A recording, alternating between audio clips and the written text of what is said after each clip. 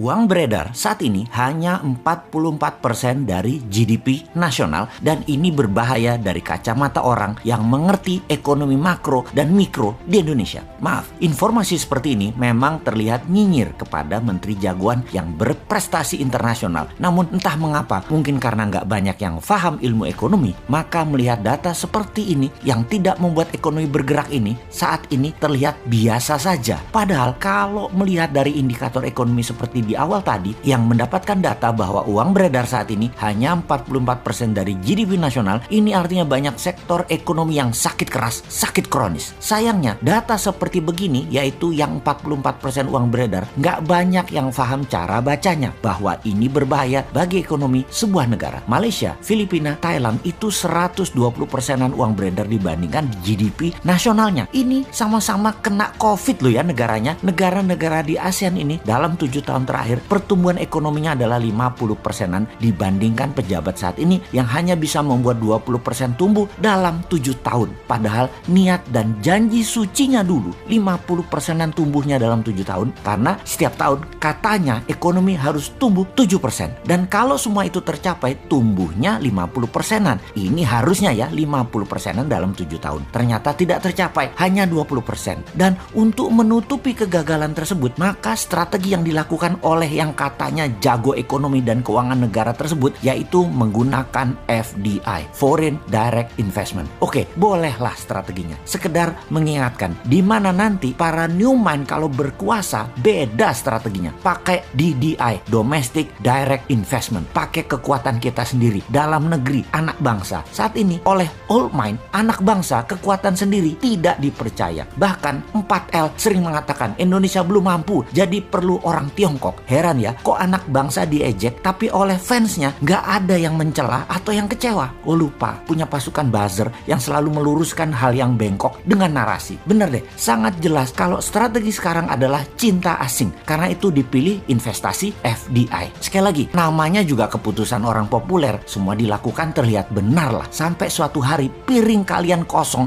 nggak ada lauk yang bisa dimakan. Baru Anda akan percaya ada masalah bernegara ekonominya. Tapi kita ini warga negara yang baik. Kita oke, setuju FDI. Coba sekarang kita kalkulasi strategi FDI itu. Setelah kita hitung FDI dana masuk dibagi jumlah penduduk Indonesia, ternyata di Indonesia hanya dapat $100 per orang FDI-nya. Dibandingkan Singapura tahun lalu, FDI masuk ke Singapura adalah $19.000 per orangnya. Jauh langit dari bumi FDI Indonesia dibandingkan Singapura itu. Oke, kita samakan dengan Vietnam kali ini. Bagaimana? Biar nggak hilang muka tuh pejabat yang sering dapat hadiah dari negara pemberi hutangan. Vietnam ternyata dapatnya $270 per orangnya dari FDI di tahun lalu di 2020. Oke, kita ke Malaysia sekarang. Malaysia, Filipina sama dengan Indonesia. $100. Seneng? Tahu kalau Filipina dan Malaysia sama dengan Indonesia? Seneng ya? Harusnya yang nggak seneng. Oldmind seneng. Newmind yang nggak seneng lah. Indonesia tuh punya segalanya yang Malaysia dan Filipina nggak punya. Kok hanya dapat $100?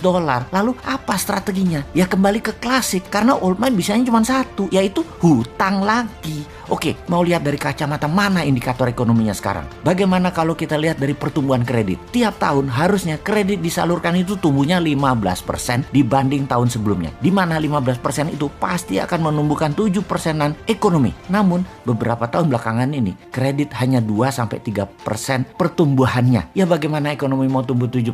Gak ada likuiditas begitu. Bisa mikir gak sih ini pejabat yang berkuasa tentang ekonomi? Jadi wajar kan tumbuhnya tahun lalu minus 2%. Lalu kita sudah hampir 4 kuartal nih minus terus pertumbuhannya. Kita lihat deh di awal tahun 2021 ini deh. Minus apa plus? Kalau minus jadi 4 kali atau 4 kuartal. Ini menunjukkan kinerja ekonomi negatif. Bahaya ini kalau rakyat mulai lapar. Tapi jujur deh, saya menilai bagus banget narasi para buzzernya. Sehingga rakyat gak sadar ekonomi ke arah berbahaya. Keren buzzernya, keren, narasinya keren. Jadi bernegara pakai narasi ya baru kali ini. Kalau yang lain kan bernarasi pakai fakta dan pakai pertumbuhan ekonomi. Kalau sekarang pakai narasi, tapi narasi narasinya emang keren. Asli nih, kalau ternyata sampai tahun 2021 akhir rakyat ekonominya makin berat, maka bisa-bisa pejabat populer tadi jadi nggak populer. Dan jangan sampai nengok semua ke Bosman karena semua yang dikatakan Bosman terlihat benar. Tar dulu, nggak benar juga Bosman ini semua analisanya benar. Namun kalau utak-atik hitungan ekonomi rasanya jarang meleset. Lalu kalau sekali lagi sampai akhir 2021 ekonomi Indonesia masih minus, apa saran untuk mengatasi hal ini? Maka kaum New Mind akan berkata gampang, tahun 2022 pemilu dipercepat aja, nggak usah nunggu 2024. Piejal, setuju?